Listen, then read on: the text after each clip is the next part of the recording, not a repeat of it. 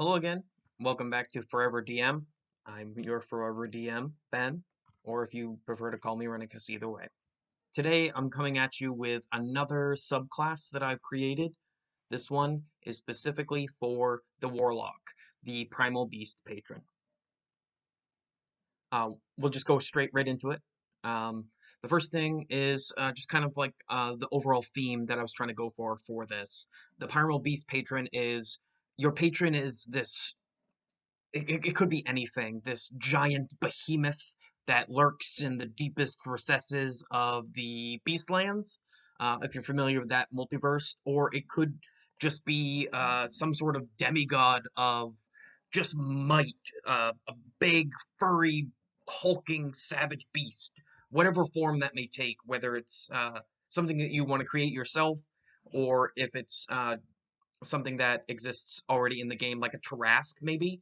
But a very old, ancient being of just uh, uh, rage and destruction.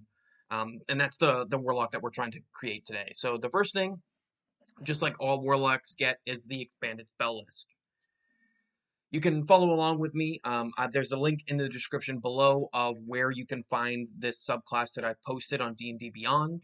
I am not sponsored by D&D Beyond. I've made several videos where I've mentioned that. I do want to clarify I'm not sponsored by them, but I do really appreciate their website. It's very streamlined and very easy to make subclasses if you're thinking about doing that for yourself. So at first level, we get Beast Bond and Speak with Animals. Very thematic. You're in tuned with beasts and things like that, so you can form a bond with them or at least speak with them. Bear in mind, Speak with Animals is a ritual, so you would be able to cast this as a ritual spell with this being added into your spells list, which makes it a lot better since Warlocks have very limited spell slots. We want something to give us that extra utility. Second level, we get Alter Self and Enhance Ability. Alter Self means you don't have to spend a invocation in order to get it, or you could if you wanted to and get different spell slots. There's many different ways to play this. Also, Enhance Ability. Again, very different ways to play this. Enhanceability is there because you can enhance your strength, dexterity, or constitution modifiers, which are the physical aspects, which is basically where that comes from. You certainly can enhance your intelligence, wisdom, and charisma if you want to with this. That's perfectly viable as well. It just fits more with the physical stats, but it doesn't necessarily take away from it for the intelligence, mental stats. Next, we get at third level Conjure Animals and Haste. Haste being again very like Cheetah and all these different spells that we're adding to our expanded spell list resonate some sort of connection with animals, whether you take on a more animal aspect or can summon them, like with Conjure Animals. Fourth spell slots, we get Dominate Beast and Faithful Hound. Dominate Beast, again, you're very in tune with animals, so dominating them is much easier to you, so you have the ability to cast that spell to do so, as well as Faithful Hound. Why not summon more animal companions? It just makes sense. Fifth levels, we get Reincarnate. Just again, following through that feel when you reincarnate, maybe your soul stays on the material plane and comes back as some sort of animal or what have you. And also skill empowerment. Again, anything that enhances one of the physical attribute associated skills like stealth or athletics, acrobatics, skill empowerment really makes sense. Even perception, if you wanted to take on like a more owl, very perceptive um, uh, persona, this is all those things that do that. And then finally, also at first level that we get is the ability Savage, which have three different options. So again, just I gave so much variety because there's so many different kind of animals out there. Which one do you want to emulate? So we have three different physical attacks that we can choose from. You can choose either claws, a bite, or a ram, which deals slashing, piercing, and bludgeoning respectively. So it depends on which way you want to do that. Plus, thematically, if you just like the idea of having claws and just slashing out at there, well then, there you go. So if you choose claws, you grow claws from your hands. They deal slashing damage equal to 1d6 plus your strength or your dexterity modifier, whichever you want to choose. So if you want to make a strength warlock, that there is this option for you, but it can be dexterous because again, they're on your hands. It just feels like you should be able to use your dexterity modifier. Also, each one comes with a special ability they can use once per short or long rest. And the claws one is you can tear through multiple foes with ease. Whenever you land a killing blow on a creature, you can use your bonus action to make an attack with your claws against each separate hostile creature within reach, as long as each attack lands a killing blow to the previous creature. Basically, it's cleave.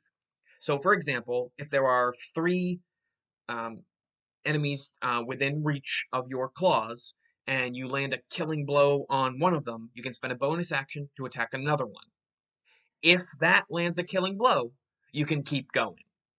So basically, it's this this very primal frenzy of these claws just slashing all over the place. If you don't kill someone with that attack on your basic action, it ends. So it specifically only works on killing blows.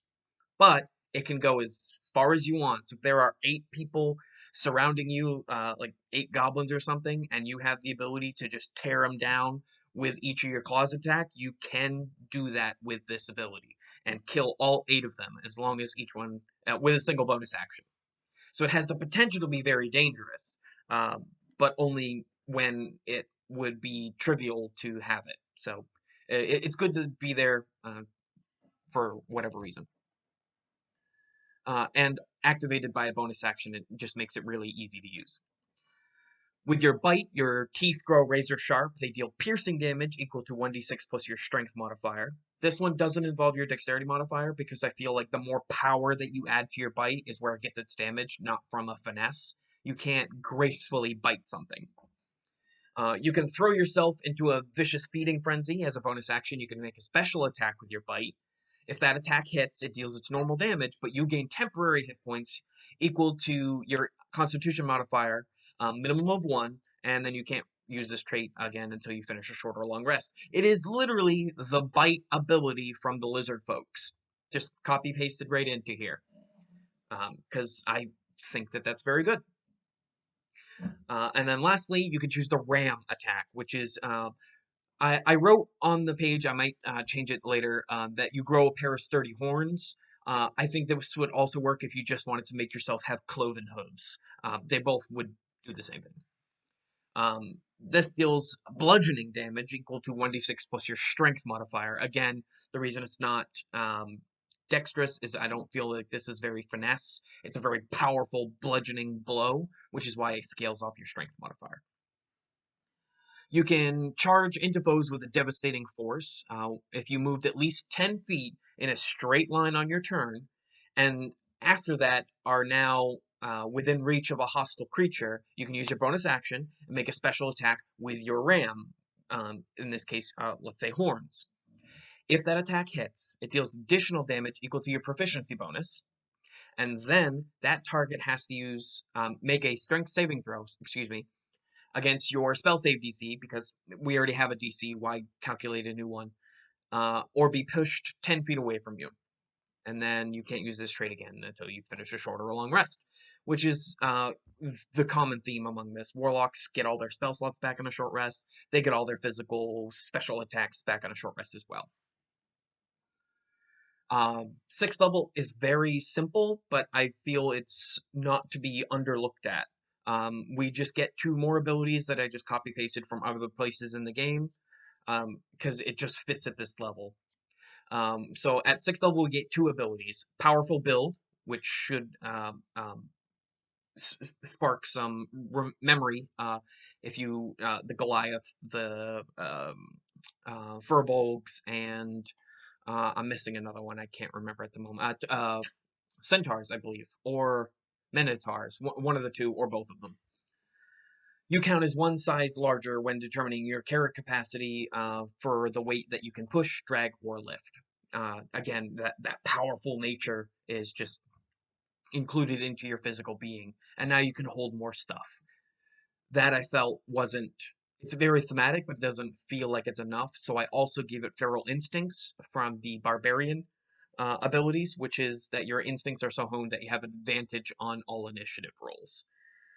Again, just like this you're channeling this primal beast within you, and that savage nature makes you always ready for combat, which is why it gives you that initiative advantage.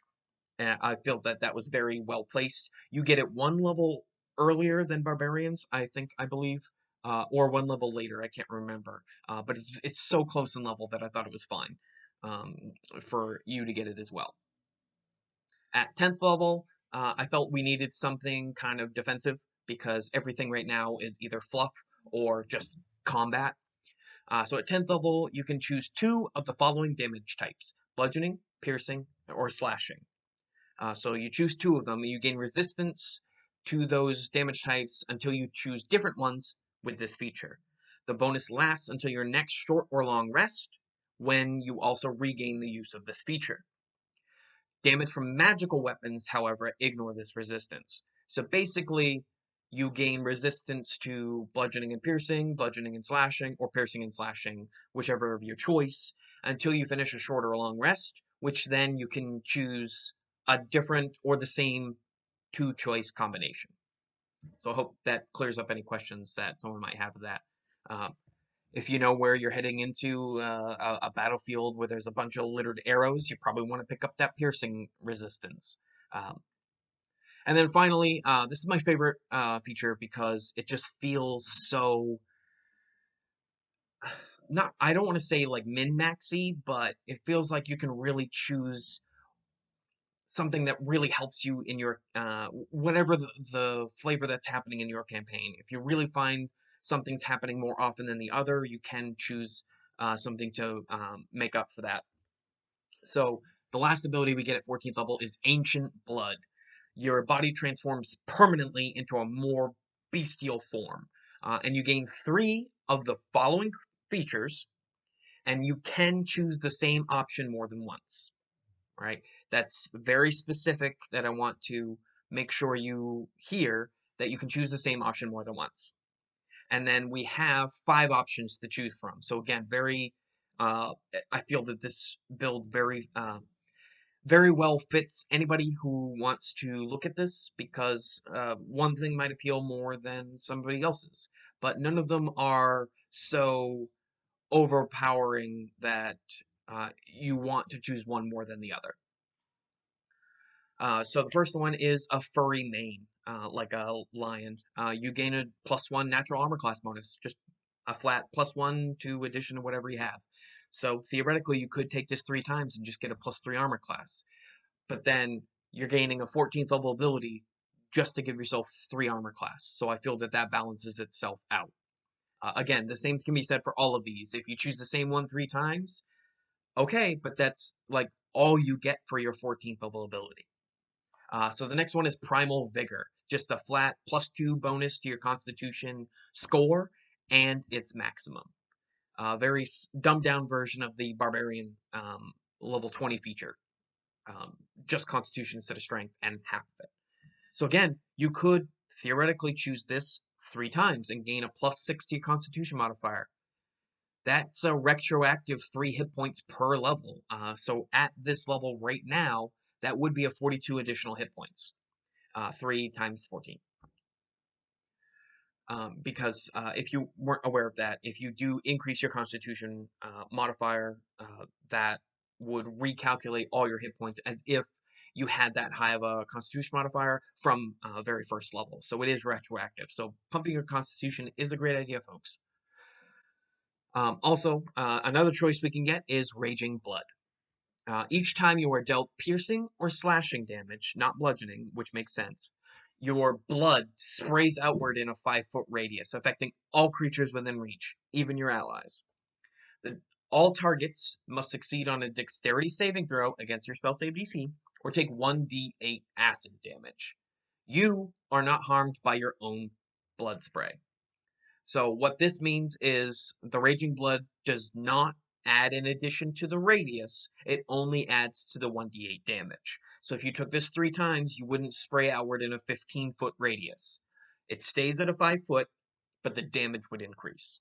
Again, this is actually something I took from 3.5 edition. There's a racial template called a Monster of Legend, and they had this Raging Blood ability. I tweaked it a little bit to make it fit into 5th edition, but that's the inspiration from it. A Monster of Legend being um, the first thing I thought of with the Primal Beast Patron. Next is another choice, Savage Attacks. Your natural weapon attack that you chose back at first level increases to an additional 1d6, so you can make it do 2d6 damage if you'd like, or 3d6 or 4d6 if you chose just this option. Again, I highly recommend not taking the same thing 3 times because it devalues itself the more you take it. Yes, it stacks, but you don't get all these other cool things. And then the last thing we can choose is Sprinter. You gain a plus 15 bonus, plus 15-foot bonus to your base walking speed. Again, theoretically, you could take this 3 times and add plus 45 feet to your base walking speed, which makes you super fast, but you don't get any bonus to your armor class, and you don't get any bonus to your constitution, so you still have very little health. Personally, if I made my own Primal Beast Patron, I would choose 1 stack of the Furry Mane for that +1 armor class, another stack of Savage Attacks to gain a little bit more damage with my abilities, and the 15-foot walking speed, just so I'm a little faster, a little harder to hit, and I deal a little bit more of a damage. More of a jack of all trades scenario happens that way. But again, that's personally what I would choose. You might choose something different. So there it is, my Primal Beast Patron class. I hope you enjoyed it. And again, there's a link in the description below of where you can find it if you wanted to follow along. And please comment on the videos to let me know what kind of content that you want to see in the future. If you want to do more, if you want me to do more subclass reviews, or if you'd like me to make sample villains like I did in a previous video, or adventure ideas. I have so many things to talk about, and I just kind of need some guidance on which thing to talk about next. So please comment down below, like, and subscribe if you enjoyed the video, and thank you for watching Forever DM. I will see you next time. Have a good day.